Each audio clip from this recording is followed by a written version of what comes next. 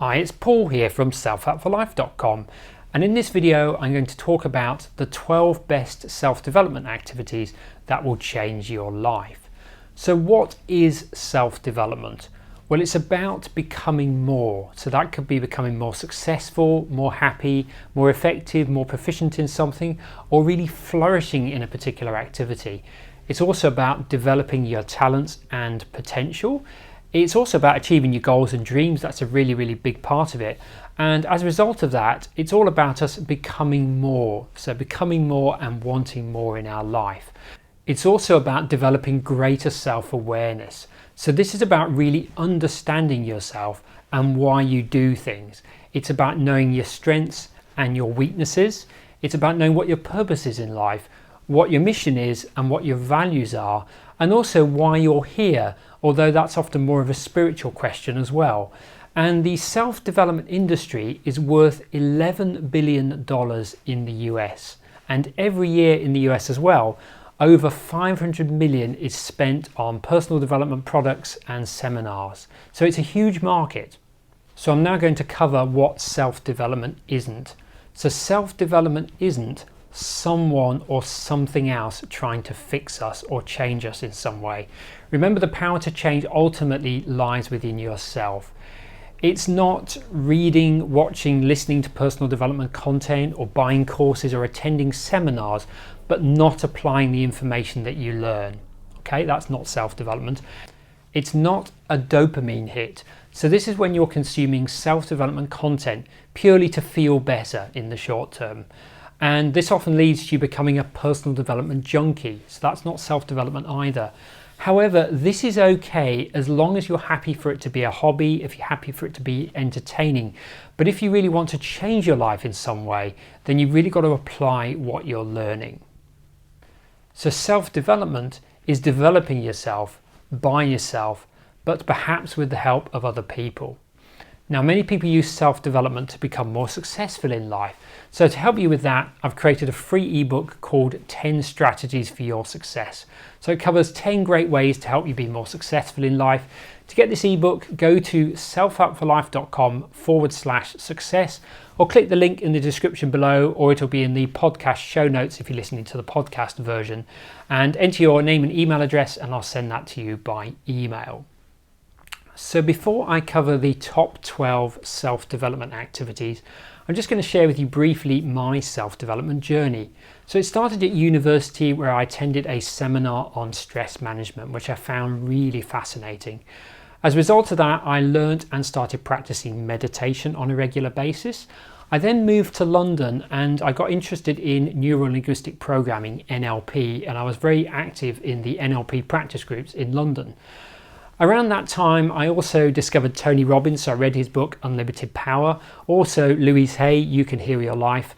And one of my favorites, Susan Jeffers, Feel the Fear and Do It Anyway. Now, my focus of personal development at that time was really around social confidence and dating. That was the area that I really struggled in. Now, in my 30s, I lost interest in self-development. Why? Well, because I was having a great life. I was married, I had a great job, and I had lots of friends and was having a really good time. So it didn't seem like I really needed to work on myself at that time. I was happy with the way life was. And then at the end of my 30s, we moved to Sydney, Australia. And of course, that was fantastic, moving to the other side of the world, having great weather. This also gave an opportunity to do new things, to do many more outdoor activities, also an opportunity to make a whole load of new friends, and that was great as well. But one thing about Sydney that I couldn't seem to get right, one area of my life, was my career. I just couldn't seem to get the kind of work that I really enjoyed that I was able to get in London. And this really started to bug me after 3 or 4 years, and that's what got me back into self-development. Also, by that time I was in my 40s and experiencing a few little health challenges as well. So that was another reason I started to get more interested in the whole idea of how the mind can influence the body and that kind of thing. So that led me to retrain to become a clinical hypnotherapist and also to start the Self Help for Life website and blog. So let's get into the 12 best self-development activities that will change your life. So the first one is affirmations. So affirmations are short, positive statements about what you want in life. And with affirmations, you repeat them regularly, either silently to yourself or even better out loud when you can. And affirmations help replace those repetitive negative thoughts that are not helping you. So I like to think of it as you're already saying negative affirmations to yourself anyway. So all you're doing is replacing those existing negative affirmations with positive affirmations. Now, to learn more about affirmations, you can watch a video which will appear up here right now, or I will also put a link to that video in the description below, and also to another video on lofty questions, which are an alternative to affirmations.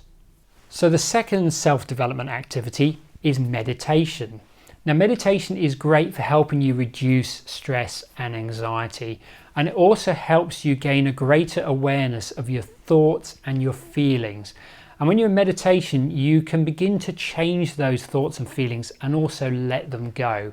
And the easiest way to do meditation is to focus on your breathing. So just begin to focus on breathing in and then breathing out. And whenever your mind wanders, and it will do it often, okay, and that's completely natural. But as soon as you notice your mind wandering, you bring it back to your breathing, okay? So that's all you do. You just focus on something like your breathing, and as soon as your mind wanders, and as soon as you notice it, which could be quite a while after your mind has wandered, you just gently bring it back to your breathing. Now, another alternative is guided meditation. So this is when you listen to someone giving you relaxing suggestions, okay? And there's many guided meditation recordings on the market, and also guided meditation apps. So that's another alternative. So the next one, number 3, is creative visualization. Now, we're already imagining anyway, but typically we're imagining what we're afraid of or worst case scenarios. So in the same way as we tend to think negatively, we also tend to imagine worst case scenarios. So what creative visualization does is allows you to counteract that with positive imagery. And creative visualization is often known as mental rehearsal, and this is purely imagining something going the way you want it to go. Okay, so rather than imagining it going the way you don't want it to go, you start to imagine it going perfectly in exactly the way you want it to go. Now, a lot of people think that creative visualization is just about using your imagination, so just about seeing things in your mind. But it's much more than that. It's also about hearing it in your mind and also feeling it as well. So it's important that you bring in all the senses, maybe even smell and taste if that's relevant as well. Now, Olympic athletes use this all the time. They're always using creative visualization. For them, it's a really essential part of them becoming better at their sport. Now, to learn more about creative visualization, you can watch a video which will appear up here right now. And I'll also pop a couple of links to other videos in the description below so you can check those out. So number 4 is self-hypnosis. Now, self-hypnosis is similar to guided meditations, but it's normally more goal-oriented. So people often use self-hypnosis to increase motivation, increase confidence, maybe to overcome or change a habit, or to stop doing something like smoking or overeating or drinking too much alcohol. Now, the most common way to use self-hypnosis is to listen to a self-hypnosis recording, and there are thousands of those on the market. Now, the ones that I recommend and that I know are very effective are the ones from Uncommon Knowledge, so I'll put a link to theirs in the description below. Now, the other option is you can learn how to hypnotize yourself, and I've done a video that goes in depth in how to do that, and that video will appear up here right now. And I'll also put a link to this video and some other related content in the description below as well. Now, number 5 is journaling. Now, journaling is great because when we keep thoughts in our head, it often leads to overwhelm, confusion, and something being much bigger in our mind than it really is. So when you start journaling, which is writing down those thoughts on paper, it gives you a sense of perspective. It gives you a different perspective. It helps you gain clarity. And also the act of writing can help release emotions as well. Now, with journaling, it's better generally to do this on paper if you can, but it's also okay to do it on a computer. It's more important that you do it rather than don't do it. So give journaling a go. I'm sure you'll find that will really help you. So number 6 is to set goals. Now, as I mentioned at the start of this video, most people use self-development to get better at some aspect in their life, to make some kind of life change.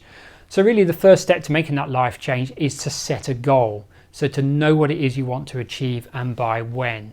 And also goals provide a focus to all the other self-development activities that you do. So all the other activities that I'm covering in this video. And also when you have a goal, it gives you a reason and a why to do those activities. So you have the motivation to do them. Now when setting goals, I encourage you to set SMART goals. So SMART stands for specific, measurable, attainable, realistic and time bound. And also encourage you to set yearly goals and also smaller monthly goals and maybe quarterly goals as well. And then as important as setting goals is reviewing your goals on a regular basis. So just checking that you're on track and making any adjustments if you need to make sure you achieve those goals.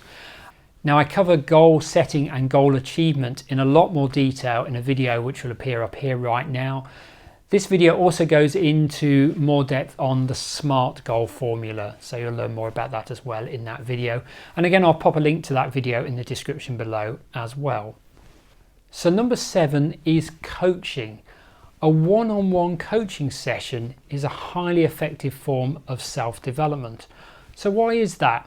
Well, a coach will ask you direct and dedicated questions that help uncover your blind spots, also help you expand on what you believe is possible for you, and also help you identify and change any limiting beliefs. A coach also gives you goal setting with accountability.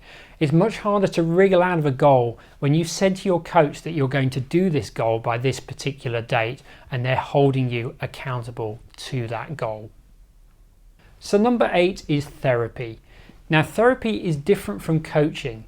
Therapy helps heal past events that are stopping you from moving forward in your life right now. Therapy helps you deal and resolve traumatic events. Therapy also helps deal with childhood events that are shaping your beliefs and what you believe is possible right now.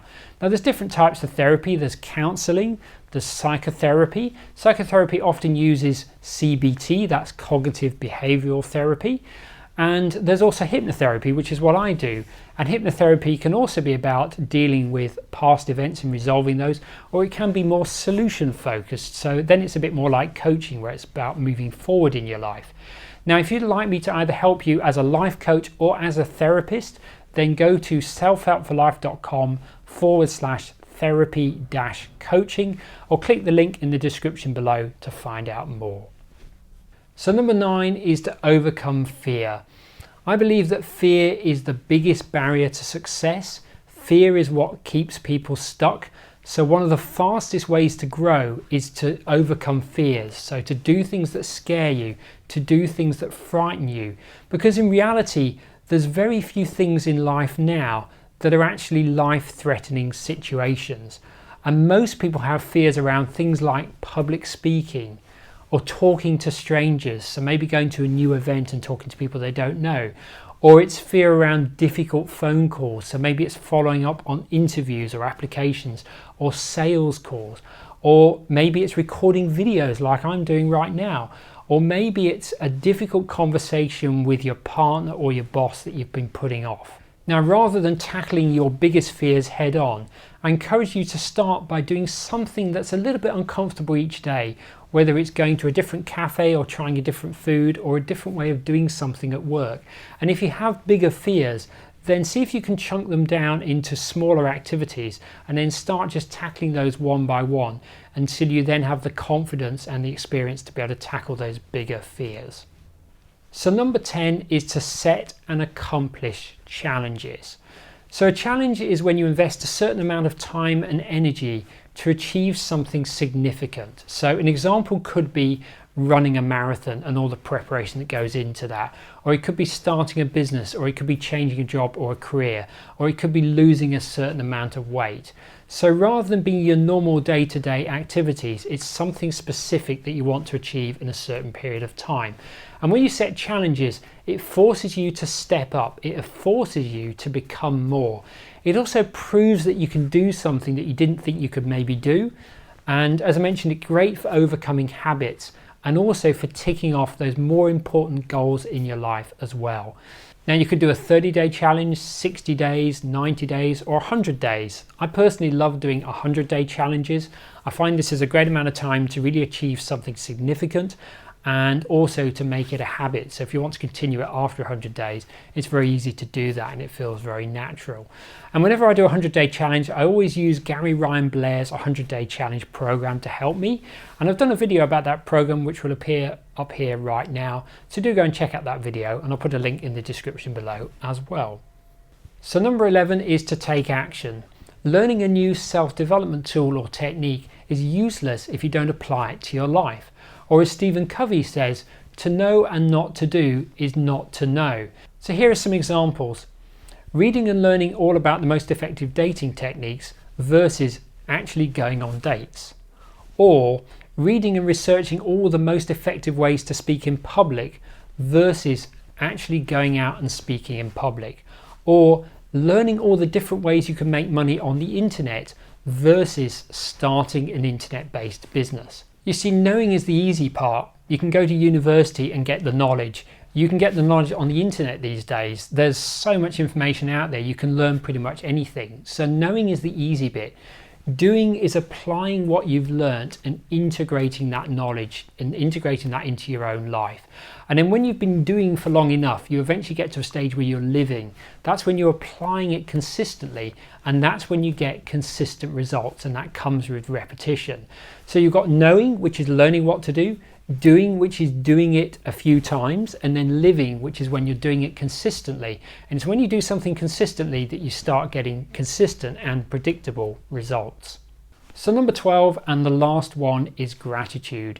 I feel that one of the challenges of self-development is it gets you focusing on what you don't have, because you're focusing on wanting more and you're focusing on achieving some kind of goal in life. And when that happens, it can sometimes lead to unhappiness and frustration, especially if that goal is taking longer than you'd like it to take. Now, one way to get around that is to use gratitude. So to start to be grateful for what you already have. So take a few minutes each day to express gratitude. Write down all the things that you're grateful for and you appreciate. And you can put those into a gratitude journal if you like. And you can focus on simple things like having enough food, being in good health, having a nice place to live, having enough money, or just waking up and being able to experience another day. And there's a link below in the description to another video that I've done on gratitude, so feel free to check that out. Now, as I mentioned earlier in this video, a lot of people use self-development to become more successful in life. So if that's you, I encourage you to download my 10 Strategies for Your Success ebook. It's free. You can get it by going to selfhelpforlife.com/success, or by clicking the link in the description below, or if you're listening to the podcast version, that will be the first link in the show notes. So I hope you found this video useful. It gives you a bit of an introduction to self-development and some of the activities that people do on a regular basis, on a daily basis. So if you want to be more successful in life, you want to achieve your goals and be happier and be more fulfilled, start applying some of these activities that I've covered in this video. And you'll really appreciate doing that, and you'll start to notice the benefits. So I'd like to thank you for taking the time to watch this video, and I look forward to sharing more great content with you very soon. Bye for now.